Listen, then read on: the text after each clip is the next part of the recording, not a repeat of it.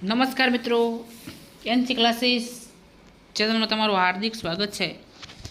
મિત્રો, તમે અમારી ચેનલમાં નવા હોય તો લાઇક, શેર અને સબસ્ક્રાઈબ કરવાનું ભૂલતા નહીં। મિત્રો, આજે આપણી સમક્ષ એક ન્યૂઝ આવ્યા છે।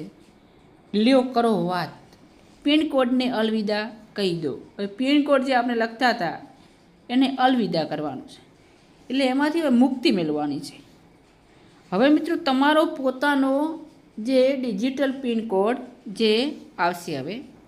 હવે ડિજિટલ પિનકોડ બનાવ્યા પછી કોઈને સરનામું આપવાની જરૂર નહીં પડે, બરાબર।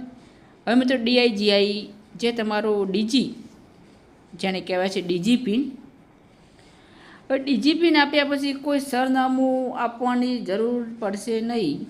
તો એ શું છે મિત્રો, કોને કોને ઉપયોગી છે, શા માટે સરકાર આવું કરે છે? તો તમારું ઘર ક્યાં છે, એડ્રેસ મળતું નથી જેવી ફરિયાદ સાથે હવે તમને કોઈનો ફોન આવશે નહીં। આ કમાલ છે ડીજી પિનની। હા, ભારત સરકારના પોસ્ટલ ડિપાર્ટમેન્ટ હવે ડીજી પિન વિકસાવી છે। તેમાં દરેક વ્યક્તિ પોતાના ઘર અને ઓફિસનું અલગ ડીજી પિન જનરેટ કરી શકશે। એનો ઘરનો પણ અલગ ડીજી પિન આવશે અને પોતે રોજગાર અંતે પોતાની ઓફિસ છે એનો પણ અલગ ડીજી પિન જનરેટ કરી શકશે, એટલે નવો બનાવશે।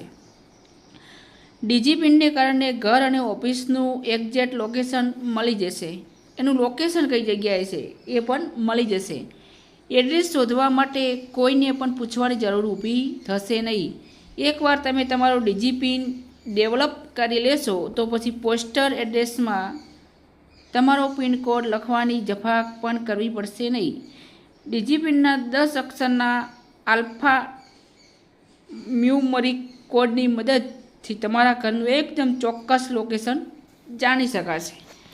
હવે મિત્રો, પિનકોડ સિવાય એના પછી ડાયરેક્ટ તમારું લોકેશન, તમારું ઘર જે જગ્યાએ આવેલું છે સીધો તમારો પિન જનરેટ કરવામાં આવશે ડીજી પિન। એ ડીજી પિન નોખશો એટલે તમારું સીધું લોકેશન બતાવશે મિત્રો। હવે મિત્રો, એડ્રેસ શોધવાની ઝંઝટથી મુક્તિ અપાવવા ભારત સરકારના પોસ્ટલ ડિપાર્ટમેન્ટે નવી ડિજિટલ એડ્રેસ સિસ્ટમ વિકસાવી છે। એક ડિજિટલ વિકસાવી છે, નવી સિસ્ટમ લોન્ચ કરી છે। હવે તો ભારત સરકારના ડિપાર્ટમેન્ટ ડીજી પિન ડેવલપ કરી તેની પાછળનો મૂળભૂત હેતુ શું છે? તો તમારી કોઈ પણ વસ્તુ ડિલિવરી એકદમ સરળતાથી થઈ જાય તે જોવાનો છે। એડ્રેસ શોધવા માટે કોઈને પૂછવાની કે એક જગ્યાએ બીજી જગ્યાએ જવાની તકલીફ છુટકારો મળશે।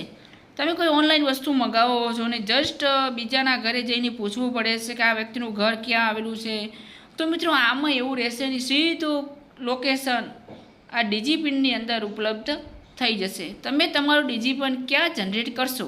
હવે તમને એમ હશે કે અમારો આ ડીજી પિન છે ક્યાં અમારે જનરેટ કરવો, ક્યાં બનાવવો?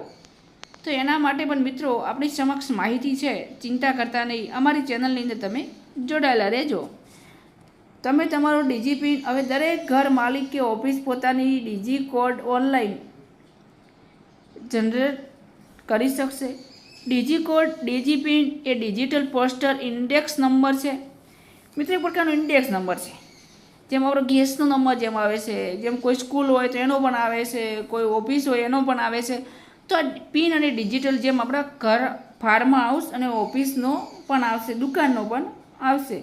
સરકારે તેને માટે વેબસાઇટ ચાલુ કરી છે, જે વેબસાઇટ પર જઈ દરેક વ્યક્તિ પોતાનું ડીજી કોડ જનરેટ કરી શકશે।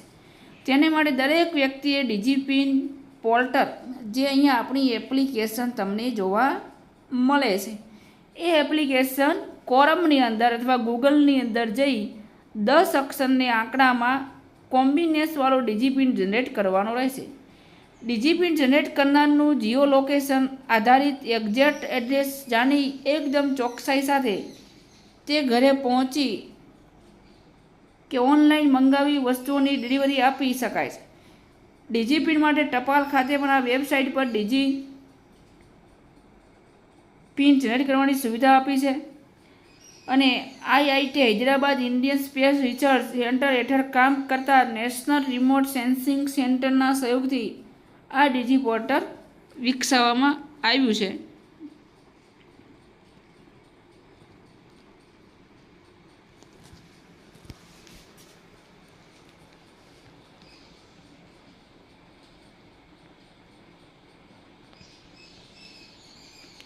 મિત્રો, આ ડિજિપિન ખૂબ જ મહત્ત્વનું આપણને એક માધ્યમ પૂરું પાડશે અને કોઈ પણ વસ્તુ જે વ્યક્તિ ખરીદી કરે છે એને પણ ખૂબ ઉપયોગી થશે.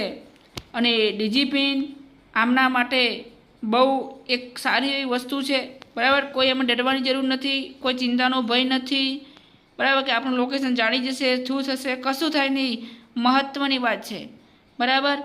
અને ખાસ કરીને જે એડ્રેસનું લોકેશન પણ શોધી શકે. પણ ડિજિપિનનો ઉપયોગ કરનારનું ટપાલ માટેની સરનામું બદલાઈ જશે નહીં. હા, ડિજિપિન જનરેટ કરી દીધા પછી એડ્રેસને વધુ સ્પેસિફિક બનાવવું પડશે નહીં.